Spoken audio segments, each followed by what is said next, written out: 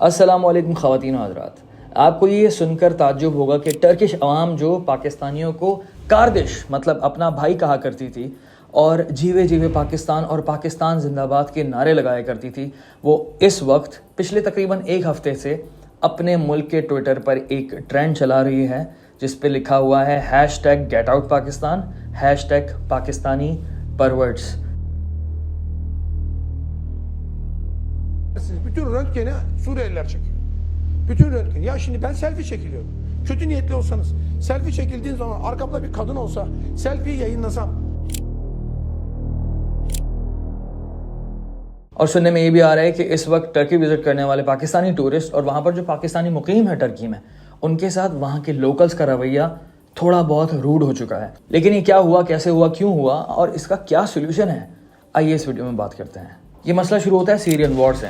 उस वक्त जब सीरिया से टर्की लाखों की तादाद में रेफ्यूजीज आना शुरू हुए तो टर्किश गवर्नमेंट ने तो उसको सही से एक्सेप्ट कर लिया, लेकिन वहाँ की आवाम इसको एक्सेप्ट नहीं कर पाई। प्रॉब्लम ये हुई कि जो सीरियन रेफ्यूजीज से जब वो टर्की गए तो खाने पीने के लिए उनके लिए कुछ खास नहीं था, रहने के लिए कोई जगह नहीं थी, तो उन्होंने भीख मांगना शुरू कर दी। ये एक प्रॉब्लम हो गया था वहाँ पर काफ़ी ज़्यादा। रेफ्यूजी कैंप्स तो थे लेकिन उसके बावजूद वो भीख मांग रहे थे। 2018 के वक्त अगर आप गए हैं टर्की तो आपने नोटिस किया होगा कि काफ़ी ज़्यादा वहाँ पर सीरियंस आ गए थे जो भीख मांग रहे थे। और प्रॉब्लम ये भी हो गई थी कि कुछ सीरियंस इलीगल एक्टिविटीज़ में मुलविस हो गए थे, क्राइम में मुलविस हो गए थे, मंशियात की स्मगलिंग में भी मुलविस हो गए थे। ये मसला जब वहाँ बहुत ज़्यादा बढ़ने लगा तो टर्की की जो आवाम है वो सख्त खिलाफ हो गई सीरियंस के। अब उसके बाद बारी आती है अफगानी और पाकिस्तानियों की। अफगानी पाकिस्तानी में एक ही कहूँगा क्योंकि वहाँ पर तो एक ही समझा जाता है, हम दिखने में भी काफ़ी हद तक सिमिलर हैं। अब पाकिस्तानी और अफगानियों का जो रिश्ता है ना टर्की से काफ़ी पुराना है, क्योंकि ये लोग पैदल डंकी लगाकर इलीगली ईरान और टर्की के रास्ते ग्रीस जाया करते थे, मतलब यूरोप जाया करते थे। अब चूंकि कोविड आ गया था 2020 में तो यूरोप के तो दरवाजे मतलब बॉर्डर्स बंद हो गए, लेकिन पाकिस्तानियों की डंकी ख़त्म नहीं हुई। ईरान के रास्ते दोबारा टर्की पहुंचना शुरू हो गए और इस वक्त कहा यह जाता है कि 50 से 80 हज़ार इलीगल पाकिस्तानी इमिग्रेंट्स वहाँ पर मौजूद हैं। यहाँ से टेक्निकली हमारी वीडियो शुरू होती है। अब वहाँ पर ये लोग करते क्या है, वही करते हैं जो सीरियंस किया करते थे। या तो ये लोग इलीगल जॉब्स करते हैं जो कि बहुत ही कम जिसकी पे होती है, मैक्सिमम आपको 2000 लीरा मिलेंगे जो कि पाकिस्तानी 25 से 26 हज़ार रुपये कुछ भी नहीं होते। या फिर ये लोग भीख मांगते हैं या किसी किस्म की इलीगल एक्टिविटीज़ करते हैं। जी हाँ, ऐसा है, बिल्कुल करते हैं। अफसोस की बात है लेकिन ऐसा होता है। पहले बिल्कुल नहीं होता था, लेकिन अभी जो तादाद बढ़ गई पाकिस्तानियों की आप सोच नहीं सकते। वहाँ पर रहने वाले, लीगली रहने वाले पाकिस्तानी बहुत परेशान हैं। टूरिस्ट वहाँ पर जा रहे हैं वही बहुत परेशान है, क्योंकि जो आम टर्किश है वो पाकिस्तानियों के खिलाफ होने लगे, क्योंकि इतनी बड़ी तादाद पाकिस्तानियों की आ गई है जो कि एक्चुअल में अनपढ़ है, साथ में जाहिल भी है और बदतमीज़ भी है। उन्होंने तकसीम स्क्वायर और सुल्तान अहमद मॉस्क को अपना मीनार पाकिस्तान और कायद आज़म का मज़ार बना लिया और इंतहा की जाहिलों वाली हरकतें वहाँ पर हो रही हैं।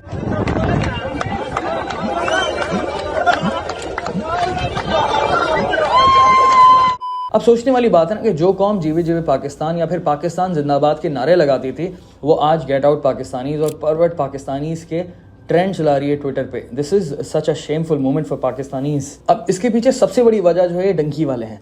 इन डंकी वालों ने जो कुछ हरकतें की हैं वो मैं आपको बताना चाहता हूँ। अच्छा, ये लोग कर क्या रहे हैं आजकल? इस्तांबुल और इस तरह के काफ़ी सारे शहरों के तफरीही मुकामात पर ये लोग जाते हैं और ख़वातीन को हैरास करते हैं, उनकी वीडियोज़ बनाते हैं, टिकटॉक्स बनाते हैं और ये अपलोड करते हैं। अच्छा, ये मामला फ़ौरन नहीं उठा, इक्का दुक्का वीडियोस वायरल होने शुरू हुई और उसके बाद पता चला कि यार सैकड़ों पाकिस्तानी हज़ारों लड़कियों की मुख्तलिफ बदतमीज़ी के साथ, मैं वो वीडियो नहीं दिखा सकता, ब्लर करके दिखानी पड़ेंगी, लेकिन इंतहाई बदतमीज़ी के साथ उनकी इजाज़त के बगैर ख़वातीन को हैरास किया जाता है, वहाँ की लोकल ख़वातीन को।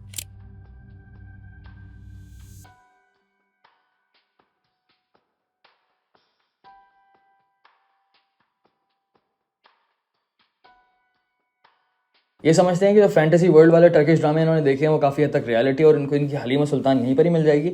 और बदतमीज़ी के साथ ये हर ख़वातीन के साथ इसी तरह से वहाँ पर कर रहे हैं और इन बॉयज़ की तादाद हज़ारों में है, सैकड़ों में नहीं, हज़ारों में है। ट्रेन के अंदर हों, ट्रेन के बाहर हों, किसी बस स्टॉप पर हों, किसी बीच पर हों, किसी शॉपिंग मॉल के अंदर हों, ये लड़के इन लड़कियों के टिकटॉक्स बना रहे हैं और इनको हैरास कर रहे हैं। और ये सबसे बड़ी वजह है जो इतना ज़्यादा शोर मचा है पाकिस्तानियों के खिलाफ। इसी के साथ साथ एक और न्यूज़ ये भी आ गई, तकसीम स्क्वायर पर 4 नेपाली ख़वातीन को पाकिस्तानियों ने गन पॉइंट पर अगवा किया। वो उन ख़वातीन के 10,000 यूरोज मांग रहे थे रैंसम के। बाद में पता चला कि वो ख़वातीन वहाँ पर इलीगली रह रही थी और उन्हीं पाकिस्तानियों की मदद से वो डंकी लगाने वाली थी यूरोप की, और उन्होंने उन पाकिस्तानियों को पैसे नहीं दिए थे, जिसकी बिना पर पाकिस्तानियों ने उनको अगवा किया। तो एक तरह से ये और बुरी न्यूज़ हो गई कि पाकिस्तानी वहाँ पर ह्यूमन ट्रैफिकिंग का भी काम कर रहे हैं। इसके साथ एक और न्यूज़ वायरल होती है कि 6-7 साल पहले एक टर्किश लड़की ने पाकिस्तानी लड़के से शादी की और वो पाकिस्तान में रह रही हैं इस वक्त। और कहा यह जा रहा है कि उस लड़की को पाकिस्तानी लड़के ने अगवा किया था जब वो 13 साल की थी और आज वो पाकिस्तान में रह रही है, अब वो 18 साल की हुई है। तो ये भी एक अजीब सी न्यूज़ वायरल हो रही है। और टर्किश लड़कियों का पाकिस्तानी लड़कों के साथ जो शादी करने का ट्रेंड चला है, इसके खिलाफ भी अब बहुत ज़्यादा कैंपेन चल रही है। दर्जनों की तादाद में टर्किश खवातीन ने पाकिस्तानी बॉयज़ के साथ शादी की है। अब बात ये कि बुराई आ ही गई तो इस बात को भी बुरा बना दिया, इतनी बुरी बात नहीं है।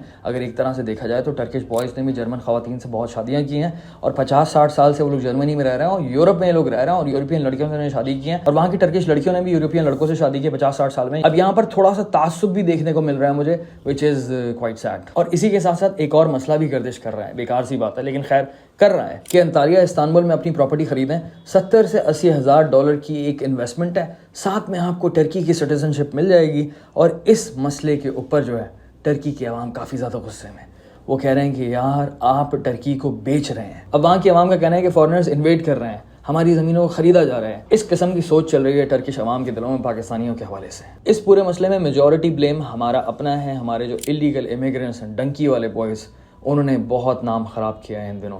लेकिन इस मसले को कुछ ज़्यादा ही एग्जैजरेट किया जा रहा है वहाँ के मीडिया की तरफ से, वहाँ के ओपोजिशन पार्टी के लीडरान की तरफ से, और कुछ और पावर्स हैं जो कि पाकिस्तान और टर्की की दोस्ती नहीं देखना चाहती, आप समझ गए होंगे, उनकी तरफ से भी इस मसले को काफ़ी ज़्यादा एग्जैजरेट किया जा रहा है। लेकिन जो भी है, सिचुएशन इस वक्त ठीक नहीं है। अगर आप ट्विटर जाकर देखेंगे आपको अंदाज़ा हो जाएगा, आपको बहुत अफसोस भी होगा। ये सिचुएशन ठीक नहीं है उन लीगल टूरिस्ट के लिए जो टर्की जा रहे हैं या फिर टर्की जाने वाले हैं, और स्पेशली उन स्टूडेंट्स के लिए, उन कारोबारी लोगों के लिए, उन फैमिलीज़ के लिए जो लीगली वहाँ पर रह रहे हैं और टर्की की इकॉनमी में बहुत बड़ा किरदार अदा कर रहे हैं। वहाँ कानूनी तौर पर रहने वाले पाकिस्तानियों के लिए, हम जैसे और आप जैसे पाकिस्तानियों के लिए वहाँ पर सिचुएशन ख़राब हो रही है इन गैर कानूनी डंकी लगाने वाले पाकिस्तानियों की वजह से। अब इसका सोल्यूशन क्या है?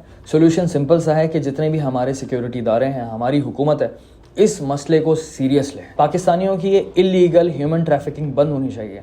अगर ये बंद नहीं हुई तो आने वाले वक्तों में हम पाकिस्तानी कहीं भी ट्रैवल नहीं कर पाएंगे सुकून से और कहीं भी अपना मुंह दिखाने के काबिल नहीं होंगे हम लोग। टर्किश अवाम जो आपको कारदिश मतलब भाई बुलाया करती थी, आज वो आपको अच्छा नहीं समझते इन चंद हज़ार पाकिस्तानियों की वजह से। और सबसे इंपॉर्टेंट बात यह है कि पाकिस्तान की फॉरेन मिनिस्ट्री इस मसले को बहुत ज़्यादा सीरियस ले और टर्की गवर्नमेंट से बात करे, वहाँ की मीडिया से बात करे और इस मसले का हल निकाले, क्योंकि ऑन पर्पस अगर और ज़्यादा इस मसले को उछाला जाएगा तो ये दोनों मुल्कों की दोस्ती के लिए बिल्कुल भी ठीक नहीं है। खुश रहें, दुआओं में याद रखें। फ़ी अमानिल्लाह।